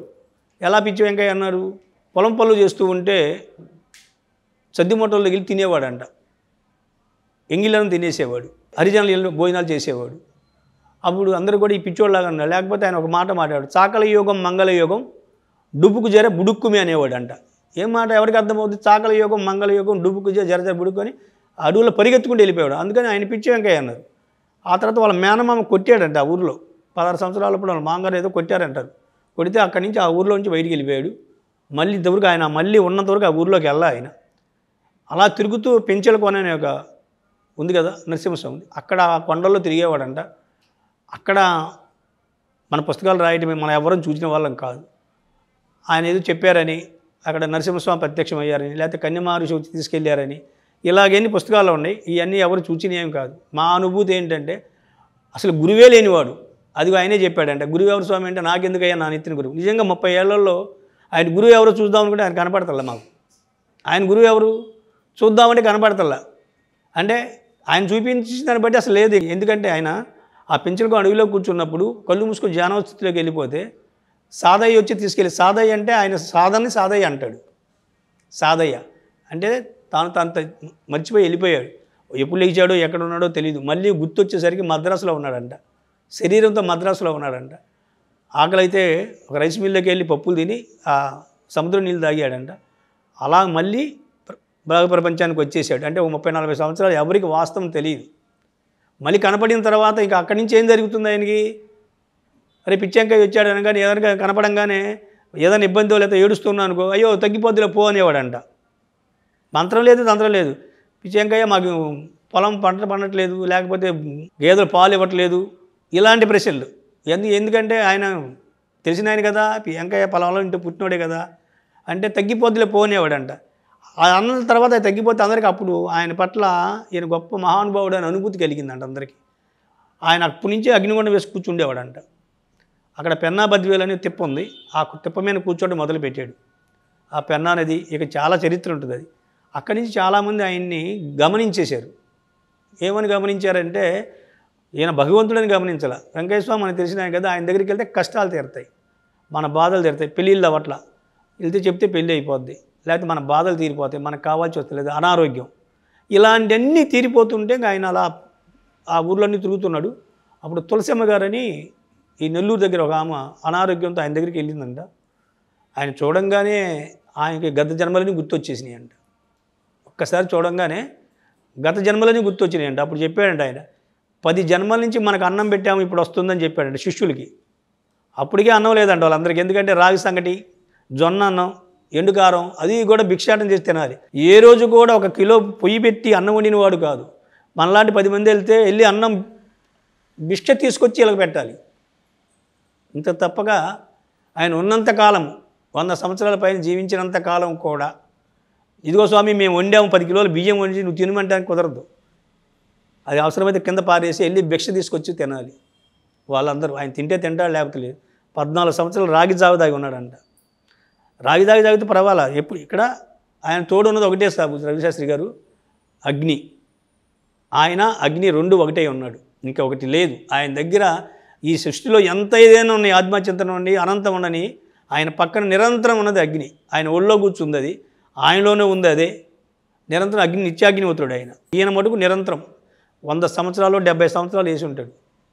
మేము కూడా చూసాం. తర్వాత గొప్ప విశేషం ఇంకొకటి ఏంటంటే వేలి ముద్రలు వేయటం, చీటీలు రాసేయటం. చీటీ అనగా మనకు జన్మ, గత జన్మయ్యి ఈ జన్మయ్యి తీసివేసి మళ్ళీ రాసి ఇచ్చేవాడు. ఆ రాసిందే వీళ్ళకి జరుగుద్ది. మాకు అది క్లియర్గా అర్థం చెప్పాడు.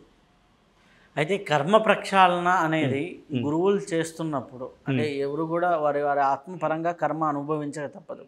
ఆ కర్మ ప్రక్షాళన అనేది గురువు తీసేస్తున్నప్పుడు ఆ కర్మ గురువు తీసుకుంటాడా, లేకపోతే గురువు అనుభవిస్తాడా, లేకపోతే గురువే దాన్ని జీరో చేయగలడా? ఎందుకంటే ఆ కర్మ ఏదో ఒక రూపంలో ఎక్కడో ఒక చోట ఇది చేయాలి. ఎందుకంటే బాబాగారి చరిత్రలో చూసినా ఒక అబ్బాయికి బాగాలేకపోతే ఆయన తీసుకున్నాడు ఆ వ్యాధిని. అట్లా ఇక్కడ గురువు అనే వారు ఆ కర్మను తీసుకుంటారా, నలిఫై చేస్తారా? కంపల్సరీ కర్మ ప్రతి ఒక్కరు కూడా మనం అనుభవించాల్సిందే కదా. తెలియనప్పుడు ఇప్పుడు కూడా అందరూ కర్మయోగులు అనుభవిస్తూనే ఉంటాం, ఇప్పుడు అనుభవిస్తూనే ఉంటాం. మరి సద్గురువు దగ్గరికి వెళ్ళిన తర్వాత ఆయన గురించి తెలిస్తే మటుకు తెలియాలి. తెలిస్తే మటుకు గురువు అనుభవించేది పరమాత్మ ఏమనుభవిస్తాడు, మనమే అనుభవించాలి. పరమాత్మ ఏం అనుభవించాడు. తీసేయగలిగిన వాడు, ప్రక్షాళన చేయగలిగిన వాడు ఆయన. ఇలా అంటే చాలండి. మీ రవిశాస్త్రి గారు ఫస్ట్లో దీనికి ఆ నిదర్శనం నాకు ఏమీ లేదు కదా, ఈ మస్తకం మీద చేయబెట్టి ఇలా అన్నాడు. స్పర్శ క్లియర్గా అర్థమైపోయింది. ఏం తీసాడు అంటే కర్మయోగం అక్కడ తీసేశాడు. ఈయన తీయగలిగిన వాడు, అది అనుభవిస్తేది ప్రసక్తి లేదు. లేదు మన చేత మనకి ఇంకా ఎన్నో జన్మలు ఉన్నాయి కాబట్టి మనం అనుభవించాలంటే ఇందాకే చెప్పాగా, ఎంత ప్రదక్షిణ చేస్తే ఆయన దగ్గర అది కరిగిపోద్ది, ఆవిరైపోద్ది. సమాధి దగ్గర సమాధి వెంకటేశ్వర స్వామి వారు ఎక్కడున్నా సరే, ఆయన ఫోటో చుట్టూ తిరిగినా సరే ఆవిరైపోద్ది. మీరు చెప్పిన ఏదైతే కర్మ కనపడదు కదా, కనపడేది కాదు, మనం చేస్తున్నది. ఈ కర్మలతో కర్మనగా చేతులు, మా అంటే మాట, ఈ రెండు కూడా బంద్ చేయగలిగితే అసలు ఏది ఉండదు. కానీ బంద్ చేయలేం కాబట్టి, అయితే ఆ మహనీయుడి దగ్గరికి వెళ్తే మటుకు చేయగలిగితే, తెలుసుకోగలిగితే ఆవిరైపోద్ది. అగ్నిగుండం చుట్టూ తిరిగితే ఆయన నామం అందుకే చేయమంటాడు. నా నామం చేసుకోండి అయ్యాను. నేను కొన్ని సంవత్సరాలు చేశాను. ఆ నామం యొక్క గొప్పతనము ఈ జీవితం అనుకుంటాం. ఆ స్వామివారి నామం ఏంటి? ఓం నారాయణ నామం అనుకోమంటాడు, చేసుకోమంటాడు. ఆ నామం ఓం నారాయణ ఆదినారాయణ, అంతే, ఇంకేం లేదు. ఎట్లా చేయాలి అది? అదే ఓం నారాయణ ఆదినారాయణ నామం చేసుకుంటూ జపించుకోవడము, లేకపోతే భజన చేసుకుంటారు సంకీర్తనగా. అయితే ఆయన ఏం చెప్పాడంటే భజన చేసుకోండి అయ్యా అనేవాడు. ఆయన పాండిత్యానికి చాలా దూరంగా ఉన్నారు శాస్త్రి గారు. ఎక్కడ కూడా పాండిత్యానికి దగ్గరికి రాల. పామరతత్వం, పల్లెటూరు, ఆయన భాష కూడా నెల్లూరు భాష. పాండిత్యం అసలు సమస్య లేదు. అందుకని అయ్యో భజన చేసుకోండి అయ్యా అనేవాడంట. పాటలు పాడుతున్నారంట చాలామంది ఆయన దగ్గర కూర్చొని, ఏదో అనేక పాటలు, శివుడి పాటలు, రాముడి పాటలు. అయ్యో ఈ గుళ్ళు గుళ్ళు భజన ఆపేసి నామం చూసుకోండి అయ్యా అన్నాడంట. ఆ నామం చేయటం వల్ల కలిగిన సత్యం ఏంటంటే, మనందరం నామం చేసి ఆయన దగ్గరికి వెళ్తే పోయేది ఇదే. మీరన్నా అడిగారే, అది ఆవిరైపోవడం సత్యం. తర్వాత ఈడేమవుతాడనే తర్వాత విషయం. దానికి కూడా చెప్పాడు. వాళ్ళు ఎలా ఉంటారో తెలియదు కదా. ఇప్పుడు వెళ్ళాము ఆయన దగ్గరికి వెళ్తే ఏదో ఒక మంచి జరుగుతుంది, సంతోషము, ఉద్యోగం వచ్చింది మన అబ్బాయికి. కానీ మన ప్రయాణం ఆగదు కదా. మన అయితే ఉన్నాయో అవన్నీ మన వెనకాల ఉంటాయి. మరి వాటిని ఎప్పుడు గమనించగలగాలి? ఇప్పుడు గమనించాల్సింది అదే ప్రతి ఒక్కడు కూడా. ఇప్పుడు నేను మహానుభావుడి దగ్గరికి వెళ్ళాను, నాకు దీవించారు, దానివల్ల మా అబ్బాయికి ఉద్యోగం వచ్చి, లేదా మా అమ్మాయికి పెళ్ళి అయిందో, లేకపోతే నాకు ఆస్తి సంపాదించుకున్నాను, సంతోషం అనుకుంటే మళ్ళీ మామూలే. ఈ సత్యాన్ని గమనించగలిగి ఈ చేసినవాడు ఎవడు, అసలు ఇది మనకి ఇంతకుముందు లేదు కదా, ఇప్పుడు ఎందుకు ఉంది ఇది, ఇంతకుముందు లేనిది ఇవాళ ఎలా వచ్చింది, అప్పుడు నేనే ఇప్పుడు నేనే, అప్పుడు ఇదే శరీరము ఇప్పుడు ఇదే శరీరం, అప్పుడు ఉన్నది ఇప్పుడు ఎందుకు లేదు అంటే ఇది ఎవడు తీశాడు తెలుసుకోగలిగి నడిస్తే జన్మలన్నీ తగ్గుకుంటూ వెళ్ళిపోతాయి. లేదు అనుగ్రహం కలిగితే జీరో. అయితే మీరు చెప్పింది మటుకు అలా ప్రదర్శన చేయగలిగితే ఎక్కడైనా చేయండి, ముందు నిష్కామంగా నువ్వు చేయగలిగిన రోజున. అయితే ఏం దగ్గర అంటే అది ఒక వరం, అందుకే పుట్టాను అన్నాడు ఆయన. నేను పుట్టింది ఎందుకయ్యా, షట్చక్రాలు కొండల్ని లేపడానికి నేను రాలా, నేను పుట్టిందే ఎందుకు, ఇదిగో ఇంతమందిని ఉద్ధరించడానికి పుట్టానని చెప్పాడు ఆయన. పరమాత్మ అందుకే వచ్చాడు. ఎందుకంటే ఒకసారి తిరుపతిలో కూర్చొని కలిగిన రోజున ఒక అనుభూతి పొందావు. ఆ లోపల నేను ఒక్కడేరా బాబు అని చూపించేసాడు. శివుడు నేనే అన్నాడు. ఆయన అగ్నిగుండానికి 1,000,000 లింగాల పూజ అంటారు అందరూ. మా 1,000,000 లింగాలు ఉద్భవిస్తాయంట ఆయన అగ్నిగుండం. అందుకే అప్పుడు చెప్పేవాడు, తులసమ్మ గారిని ఒక ఆమె ఉండేది, 1,000,000 లింగాలు ఉద్భవిస్తే ఒక్కళ్ళు సాంబరాన్ని వేసుకుని దండం పెట్టుకునేవాడు లేడని అన్నాడంట ఆయన. అప్పుడు ఆమె ఒక్కతే శనివారం ఎప్పుడు వస్తే అంత సాంబరాన్ని, అప్పుడు డబ్బులు ఉండేవి కదా, అగ్నిగుండానికి దండం పెట్టుకునేదంట, నమస్కారం పెట్టి కొబ్బరికాయ కొట్టుకునేది, అంతే. ఆమె తరించింది, జన్మ లేకుండా ఇచ్చేసాడు. ఆమె చాలామందికి రాసిచ్చాడండి. అది చరిత్రలో ఉంటాయి అనుకోండి. ఇంకా అయితే ఇప్పుడు మీరు ప్రదక్షిణ చేస్తే చాలా మేలు జరుగుతుంది అన్నారు. ప్రదక్షిణ చేస్తే మామూలుగా ఇప్పుడు వారికి ఒక కర్మలు పోతాయని చెప్తున్నారు. పోతాయి. ఆ కర్మలు పోతాయి అనే విషయం ఎలా గమనిస్తున్నారు, ఎలా గమనిక కలుగుతుంది? దానికి నేనే ఒక నిదర్శనం. ఆయన కనపడిన తర్వాత ఫుల్ ఎలా ఉన్నాం, జీరోలో ఉన్నాం. తినడానికి కూడా తిండి లేదు కదా, ఒక జీరో కదా. వ్యాపారం చేయడానికి నేను గొప్పవాడిని నేను అనుకునేవాడిని. నాకు ఆంధ్రప్రదేశ్ అంతా మీకు చెప్పాక కోటిలో, రాజేంద్ర నగర్లోనే, హైదరాబాద్లో వ్యాపారం చేసి ఆ వయసులోనే అలాంటి వాడిని జీరోకి వచ్చిన తర్వాత ఏది కూడా చేతికి రావట్లా. నీలాంటి రవిశాస్త్రిగా నాకు బాగా పరిచయం. వెళ్ళి 10 లక్షల రూపాయలు బిజినెస్ చేద్దాం అంటే అలాంటి వాళ్ళు కూడా ఇచ్చేవాళ్ళు కాదు బిజినెస్. ఎందుకని? కర్మ అనుకో, అప్పుడు చెప్తూ కర్మ అంటాం, ఇప్పుడు ఏంటో తెలియదు. అలాంటి పరిస్థితుల్లో ఆయన దగ్గరికి వెళ్ళిన తర్వాత ఈ ప్రదక్షిణలు చేయటం మొదలుపెట్టిన తర్వాత ప్రదక్షిణ, అక్కడికి వెళ్తే ప్రదక్షిణ ఇప్పుడు కూడా అదే. వెంకయ్య స్వామి వారు నాకు పూజలు చేయి, నాకు దండం పెట్టు, నాకు కొబ్బరికాయ కొట్టు, ఇది కాదు. ఆయన చుట్టూ ప్రదక్షిణ చేసి ఆకలైనడికి అంత అన్నం పెట్టు చాలు. అందుకే ఆయన ఎక్కడుంటే ఇక్కడ అన్నదానం. ఈయన దగ్గర అన్నదానం మొదలైన తర్వాత తిరుపతిలో అన్నదానం మొదలైంది. 1982లో ఇక్కడ స్టార్ట్ అయింది. అక్కడ ఎన్టీ రామారావు స్టార్ట్ చేశాడు. అంతకుముందు అక్కడ కూడా లేదుగా, ఎక్కడా లేదు. వెంకయ్య స్వామి వారి సమాధి మొదలైంది. 41 రోజు మండల ఆరాధన చేశారు ఆగస్టు 24లో. అక్కడి నుంచి తిరుపతిలో కూడా అన్నదానం స్టార్ట్ అయింది. సరే, అన్నదానం జనరల్ అనుకోండి. ఆయన అన్నం పెట్టమంటాడు, ఆకలైనడికి అన్నం పెట్టి పుణ్యం చెప్పేశాడు. అది కూడా పుణ్యము పాపము ఈ రెండింటిని బాగా బేస్ చేస్తాడు సార్ ఆయన. దేంట్లో అయోశక్తి ఏమీ లేదు. తెలుసుకున్నవాడు పరమాత్మ, తెలియనివాడికి పిచ్చి వెంకయ్య. కానీ పుణ్యము పాపం అనేది ఈ రెండు వరకు మానవ జీవితానికి ఆపాదించడం అనేది సత్యం. మంచి చేసి సత్కర్మ చేస్తే పుణ్యం కలుగుద్ది, దానివల్ల మంచి లేదు. చేసుకుంటూ వెళ్తే ఏమండు, నీ ఇష్టం. 84 జీవరాశులకు వెళ్తావా, ముందుకు వస్తావా అని తెలుసుకోవాల్సి నువ్వు. అది ఎప్పుడు తెలుసుద్దంటే గురువు యొక్క అనుగ్రహము, వాళ్ళ ఆదరణ, ఆయన కృప కలిగిన రోజున ఈ జీవుడు పరిగెత్తుతాడు. జీవుడు పరిగెత్తడం సత్యం. ఎందుకంటే మేము అలా ప్రదక్షిణ చేస్తున్న తర్వాత రోజు రోజుకి మేలు పొందుతూ వస్తున్నాం. ఇది తెలుస్తుంది కదా.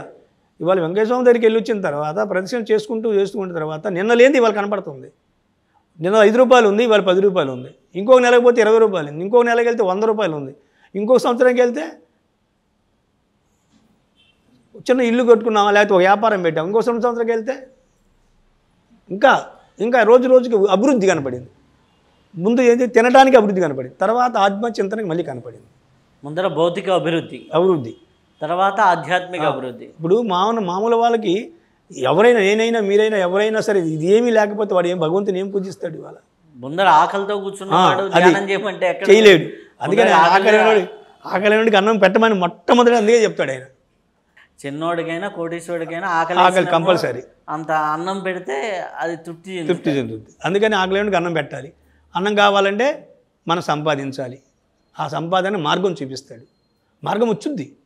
మనం ఒక పరమాత్మకు మహనీయుడి దగ్గరికి వెళ్తే ఎంతసేపు అండి? ఒక మాట అన్నాడు, అయ్యా ఈ సృష్టి మొత్తంలో రమ్మంటే రాదా, పొమ్మంటే పోదా? క్లియర్గా చెప్పాడు. రమ్మంటే రాదా, పొమ్మంటే పోదా. ఏంటి?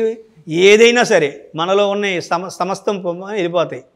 మనకు కావాల్సిన యోగం రమ్మన్నా వచ్చేస్తుంది ఆయన తలుచుకుంటే. లేదా బాహ్యంగా కోటీశ్వరుడు అవ్వాలా, ఎలా ఉండాలని కూడా అయిపోతుంది. నేనైతే మొట్టమొదటి 2 సంవత్సరాల క్రితం ఇప్పుడు ఇలా కూర్చేసావు కదా, సేమ్ ఇలాగే 1994లో అప్పుడు ఇంకా షాప్ పెట్టలా. ఇలా కూర్చొని వెంకయ్య స్వామి వారు ఇలా కుర్చీలో కూర్చున్నారు. మీరు అడిగిన దానికి కరెక్ట్గా ఆన్సర్. ఇలా కూర్చొని ఉంటే అలాగే కూర్చొని ఉన్నాడు కుర్చీలో ఆయన. మాకు దర్శన భాగ్యం. ఇలా నేను కూర్చున్నాను, ఇంకొక వ్యక్తి కూర్చున్నారు. అప్పుడే అయ్యా ఏం కావాలయ్యా నీకు అని అడిగారు. ఇలాగే మనం మాట్లాడుకున్నట్టే ఉంటుంది వెంకయ్య స్వామి గారు. నేనేం ఇంకొకటి ఇది కాదు. ఇప్పుడు మనం ఎలా అయితే మాట్లాడామో, ఎలా అయితే మాట్లాడుకుంటున్నామో, ఎలా అయితే చెప్పుకుంటున్నామో ఇలాగనే జరుగుద్ది. ఇదే మమ్మల్ని ఈ 30 సంవత్సరాలు మమ్మల్ని తీసుకొచ్చిన గొప్ప అనుభూతి. మాకు అనుభూతి కూడా ఏం కాదు, మీరు మాట్లాడింది. ఇప్పుడు మీరు ఏ మాట మాట్లాడి నాకు వినపడుతుందిగా, శబ్దం కంపల్సరీ, దాంట్లో ఏమీ లేదు. ఆ శబ్దం అంతా మనకు వినపడుతుంది. ప్రతిదీ వాణి మనకు అర్థమవుతుంది మాట్లాడుకున్నట్టుగా. అప్పుడు అన్నాడు ఏం కావాలయ్యా అన్నాడు. ఆ రోజు నేను ఎన్నోసార్లు చెప్పాను మా వాళ్ళకి, నాకు ఒక 200 కోట్ల ఆస్తి కావాలంటే నేను ఇవాళ 200 కోట్లకు ఆస్తిపరుడు అయి ఉండేవాడిని. నేను ఒకటే అడిగా, నువ్వే కావాలి స్వామి అన్నప్పుడు ఎమ్మటే ఇలా అన్నాడు. ఈ పక్కన ఆయన ఇంకో అడిగాడు, స్వామి ఆయనకు ఇచ్చావు మరి నాకేమి ఇస్తావంటే, అయ్యో భాష చూడండి, నీకు ఇస్తే నువ్వేం చేస్తావయ్యా, ఆయనకి ఇస్తే పుణ్యం చేస్తాడయ్యా అన్నాడు. అనేసి ఇలా అని 2 కోట్లు రాశాడు. అయ్యా వెంకయ్య స్వామి పేరు 2 కోట్లు రాసుకొని చెప్పేసి వెళ్ళిపోయారు, మాయమైపోయారు. అదే బయటకు వచ్చేసాం. చూసేసరికి ఏంటి వెంకయ్య స్వామి 2 కోట్లు ఇవ్వడం ఏంటి, మన దగ్గర 10 రూపాయలు లేదు. 10 రూపాయలు 2 కోట్లు ఏంటి, ఏదో ఇచ్చారనుకున్నాం. అక్కడి నుంచి తెల్లారి నుంచి మారిపోయింది మన ఆలోచనలు, మన విధానాలు. మళ్ళీ మనకేం కావాలన్నీ వనరులు వనరులన్నీ సమకూరటం మొదలుపెట్టినాయి. అంతకుముందు 10 రూపాయలు ఎవరిని అడిగితే ఇవ్వనాడు, 1,00,000 రూపాయలు కావాలని ఆ టైంకి ఇచ్చేసాడు. మళ్ళీ వ్యాపారం పెట్టాం, ఐరన్ షాప్ పెట్టమన్నాడు స్వామి. వెంకయ్య స్వామి ఏం పెట్టా, ఇనుప కొట్టు పెట్టుకోయ్యా అన్నాడు. డబ్బులు అంటే వత్తైపోయాను వచ్చినాయి. ఏం పేరు పెట్టుకోవాలంటే అది కూడా చెప్పాడు. వెంకయ్య మించిన పేరు ఉందయ్యా అని. వెంకయ్య స్వామి స్టీల్ కార్పొరేషన్ అని 95లో మళ్ళీ ఓపెన్ చేశాను. 91 నుంచి 3 ఏళ్లలో ఆయన చుట్టూ తిరిగితే మళ్ళీ షాప్ ఓపెన్. అంటే ఈ 3 ఏళ్ళు కూడా నేనేం చేశాను తెలుసా? రోజుకి 108 ప్రదక్షిణాలు, ఉదయం సాయంత్రం. ఇంట్లో చిన్న కుర్చీలో పెట్టి ఫోటో అట్ట ఇందాక చెప్పాగా, ఒక ఫోటో పెట్టి తిరిగేవాడిని. 3.5 సంవత్సరాలు తిరిగిపోయిన తర్వాత అప్పుడు చెప్పాడు, నీ లెక్కలు ఇప్పుడు సరిపోయినాయి అంట. ఇంత సంవత్సరాలు భగవంతుడు కనపడుతున్నా, పరమాత్మ చెబుతూ ఉన్నా, ఆయన మాటలు వింటూ ఉన్నా కర్మయోగం తీరలేదంట. 3.5 సంవత్సరాలు నాకు ఆయనతో ప్రయాణం అయిన తర్వాత టైము ఇది నాకు సంబంధం లేదు. నా ధర్మాన్ని నేను చేశానా, రాత్రి 12ంటికి వచ్చిన స్నానం చేసేవాడిని, ఉదయం చేసేవాడిని. ఇలా 2 చేయటం వలన 3.5 సంవత్సరాల తర్వాత చెప్పాడు క్లోజ్. ఆ తర్వాత ఇప్పుడు చేస్తే చేస్తాం, లేదు ఎప్పుడైనా చేస్తాం అంటే చేస్తే కంపల్సరీ తీరుతాయి. చాలామంది ఉన్నారు ఇప్పుడు అలాగ చేసిన వాళ్ళు. ఎందుకంటే ఆరోగ్యం గురించి కానీ అనారోగ్యాల గురించి గొలగమూడిలో ఇవాళకి ఉన్నారు. గొలగమూడిలో ఇవాళకి చాలామంది ఉన్నారు. చాలామంది ఇప్పుడు గొలగమూడి వెళ్తే ముందు ప్రదక్షిణ చేస్తారు, నమస్కారం పెట్టుకొని ఆ సమాధి ప్రదక్షిణ చేస్తారు. అక్కడ ఎవరు చెప్పేది ఏమి ఉండదు కదా, సర్వం తెలిసిన సర్వేశ్వరుడు ఆయన. ఒక జీవుడు వెళ్తే ఎన్ని జన్మల నుంచి ఏం చేసి వచ్చాడు, ఇంకెన్ని జన్మలు ఎత్తాడు, లేకపోతే 100 జన్మలకి ఏమవుతాడు కూడా చెప్పగలిగిన వాడు. చెప్పేది ఏముంది, తెలియదు ఏముంది. 100 జన్మలకి ఏమవుతాడు ఈ జీవుడు, ఈ 100 జన్మల తర్వాత అసలు ఉంటాడా లేడా, లేకపోతే వెనక్కి వెళ్తాడా, ఈ రెండింటిని క్యాలిక్యులేట్ చేయగలిగిన వాడు. అవసరమైతే 100 రోజుల్లో 100 జన్మలు కూడా ముందుకు నడిపించగలడు. ఒక్క చాలు. ఆయన ఇప్పుడు తులసమ్మ గారని ఉంది, ఆయనతో ప్రయాణం అయిన తర్వాత కొన్ని సంవత్సరాలు ఉన్న తర్వాత చివరికి అయ్యా ఇంకొక 10 జన్మలు ఎత్తాలి రాసేయమన్నాడంట. ఏడ్చేసి కాళ్ళ మీద పడిపోయింది బతికున్నప్పుడు. ఆయన అయ్యా వద్దులే తీసేయమన్నాడంట. అయిపోయింది. ఆమె కరెక్ట్గా స్వామి సమాధి అయిన తర్వాత చెప్పేసిందంట. ఎందుకంటే స్వామి శిష్యులు నాకు పరిచయం అయ్యారు బాగా ఈ ప్రయాణంలో. వాళ్ళు చెప్పేవాళ్ళు 6 నెలల తర్వాత నేను వెళ్ళిపోతున్నానని చెప్పేసిందంట. తాను ఎప్పుడు వెళ్ళిపోతున్నావు డేట్ చెప్పేసింది తులసమ్మ గారని. ఆయన కృప. మరి ఆమె యోగి కాదు. ఏం చేసింది, చివరిలో ఆస్తులన్నీ కొడుకులు అన్నీ అప్పచెప్పి ఆయన దగ్గర కూర్చొని సేకాయ పొడి, కారప్పొడి ఆయన కోసం అన్నీ తెచ్చి పెట్టి దండం పెట్టుకొని కూర్చుండేది. ఇంకొక ఒక్కమ్మ ఒక ఆమె ఉంది, ఆమె అంతే. వీళ్ళందరూ కూడా పామరలే. అయితే ఎన్నో జన్మలు ఇవాళ అందరి ఒక సద్గురు దగ్గరికి చేరి ఇవాళ తరించారు. ఇంకొక ఆయన నారాయణ దాస్ గారు ఉన్నాడు. ఆయన అయితే ఇప్పుడు మనం ఎలా మాట్లాడుకున్నాం ఇలా మాట్లాడుకుంటేవాడిని. ఏంటి స్వామి బాగున్నాడు ఆయన చెప్పాడు, రాజు నేను వెళ్ళిపోతున్నాను, నాకు స్వామి వారు రాసి ఇచ్చేశారు, నేను పలానా చోట సమాధి అవుతున్నాను, ఇదిగో ఈ మొత్తం నా స్థలం. నేను మా తల్లి కూర్చున్నాం ఒకరోజు ఆయన దగ్గర. ఇదిగో రాజు ఇదంతా నాకు రాసి ఇచ్చేశాడు వెంకయ్య స్వామి, నేను సమాధి అవుతున్నాను. నాకు ఆశ్చర్యం కలిగింది. నీకెవరు కడతారయ్యా గుడి, నీకెవరు చేస్తారంటే ఒక కోటీశ్వరుడు వచ్చి గుడి కట్టాడు ఇప్పుడు. అద్భుతం, మా కళ్ళతో చూసిన ఇవన్నీ సత్యం సార్. ఇవన్నీ ఆయనకి కొత్త ఏం కాదు. ఎవరినైనా సరే, ఏ జీవాన్ని పక్షిని కానీ ఎవరినైనా సరే ఆత్మస్వరూపుడు అని చెప్పుకొచ్చాడు ఆయన. నేను ఆత్మని, అది కూడా చెప్పాడు. రాముడి వేషం కృష్ణుడి వేషం నేనే కట్టా. భగవద్గీత నుంచి మనకు తెలియదు ఏం కాదు. దాన్ని ఒక మాట అన్నాడు. అంటే ఆయన చెప్పిన మాటలే శిష్యులు చెప్పారు. నాలో సగమేలా అయ్యాదంత అన్నాడు, ఆయనలో సగం అంట అది. అంటే అంత వేదం మన జీవితాన్ని మనకు తెలియజేసేది కూడా సగం, మిగతాదంతా జరిపిస్తున్నాడు ఇవాళ. మేము అదే అనిపిస్తుంది. మాలాంటి వాళ్ళని అసలు ఎక్కడికి తీసుకొచ్చాడు గురువుగారు. అది వెంకయ్య స్వామి వారి యొక్క గొప్ప అనేకమైన ఇంతని చెప్పడానికి మా తరం కూడా కాదు. ఎవరిని కదిలించినా ఒక అనుభూతి చెప్తారు. వెంకయ్య స్వామి వారు వెళ్తే నాకు ఇదిగో మా అమ్మాయికి వెళ్ళి ఇంతెందుకు ఈయన ఉన్నాడు ఒక రోజు మాతో 30 ఏళ్ల ప్రయాణం, నాతో కూడా పెద్ద ఆయన. ఈ గుళ్ళు కట్టడం కానీ తిరగడం కానీ ఎక్కడికైనా కార్యక్రమానికి వెళ్ళేవాళ్ళం. ఒకరోజు ఈయన ఇంటి దగ్గర ఉన్నాడు, ఇక్కడే ఉన్నాడు, ఇంటి దగ్గర ఉన్నాడు, గుళ్ళో కూర్చొని ఉన్నాం. అయ్యా ధర్మారావు ఉన్నాడా అని అడిగాడు నన్ను స్వామివారు. ఆ అవస్థలోనే నేను మళ్ళీ బాహ్యంగా ఇలా వచ్చి మాట్లాడి నేను చెప్పనండి, ఇదో ఆయన వచ్చేసి నాతో మాట్లాడి నేను చెప్పను, అదే అవస్థ. ఉన్నాడు స్వామి అన్న, అట్టాగేనయ్యా అని వెళ్ళిపోయారు. ఏం అర్థం కాలే మాకు. ఏంటి ఈయన పేరు అడిగాడు, చెప్పే బాబాయ్ నేను స్వామి అడిగారు బాబాయ్ అన్న. కరెక్ట్గా 10 రోజుల తర్వాత ఆయనకు హార్ట్ అటాక్ వచ్చింది హాస్పిటల్లో. అదే లేదంటే అక్కడ ఆయన చేసాడు, ఉన్నాడా, ఓకే అయిపోయింది. అంటే చూడండి ఎంత సేవకుడికైనా సరే, ఎంతలో ఎవరికైనా సరే ఆయన అనుగ్రహం కలిగితే చాలు. ఇప్పుడు ఆయన 30 ఏళ్ళు 40 ఏళ్ళ నుంచి ఏ కార్యక్రమంలో ఉంటాడు, సేవ చేస్తాడు. ఒకటే అనుకుంటున్నాడు, నేను వెళ్ళిపోతే నా నామంతో నన్ను తీసుకెళ్ళండి చాలు అంటున్నాడు ఆయన. ఆ నామంతో నన్ను తీసుకెళ్ళండి, ఇక మాకేం అవసరం లేదు. వెంకయ్య స్వామి దగ్గరికి వెళ్ళిన ప్రతి వ్యక్తి కూడా ఇక బయటికి రాలేడు సార్. ఎందుకంటే అయస్కాంతానికి ఎంత ఆకర్షణ అయితే ఉందో అంత ఆకర్షణ పరమాత్మ దగ్గర. ఎవరైనా సరే, నాలాంటి వాళ్ళు చాలామంది ఉన్నారు, ఇక మహానుభావులు చాలామంది మహానుభావులు ఉన్నారు. వాళ్ళందరూ కూడా ఒక్కసారి ఆయనతో అటాచ్మెంట్ పెట్టుకుంటే, అటాచ్మెంట్ ఏం లేదు, భగవంతుడు నేను కరుణించాలంటే. ఆయనతో మనం అటాచ్మెంట్ కాదు, మనతో ఆయన అటాచ్మెంట్. ఆయన లాక్కోవాలని లాక్కోవాల్సిందే, అంతే అంతే. గురువు లాక్కోవాల్సిందే కానీ శిష్యుడిది ఏమి ఉండదు, ఏ ప్రయత్నము ఉండదు. ఉండదు. ఎందుకంటే అయస్కాంతానికి లాక్కునే గుణం ఉంటుంది, అవును. ఇనుముకి అది ఎక్కడ ఉండదు. ఏ ఇనుము ముక్కను లాక్కోవాలనేది అయస్కాంత ధర్మం. అంతే, ఆయనకే ఉంది అది. అందుకని ఎవరికి ఏమి ఇవ్వాలి అనేది ఆయన నిర్ణయిస్తాడు. చాలామంది అడుగుతారు, ఒకసారి చెప్పేవాడంట, అయ్యా ఇవ్వడానికి ఏముందయ్యా, ఇస్తే మనం కోరింది మనకి ఇస్తే పై వాళ్ళు వచ్చి పడేస్తారని చెప్పేవాడంట. పై వాళ్ళు ఎవరు ఉన్నారు ఇంకా? ఉదాహరణకి చాలామంది అనేక రకంగా ఉంటారు, ఒక్కొక్కరు అనుభూతి. నేనైతే పై వాళ్ళని ఏముంది, ఆయన ఇచ్చిన తర్వాత పై వాళ్ళు అనేది ఏముంది, వీళ్ళు ఏదైనా కోరుకుంటారు.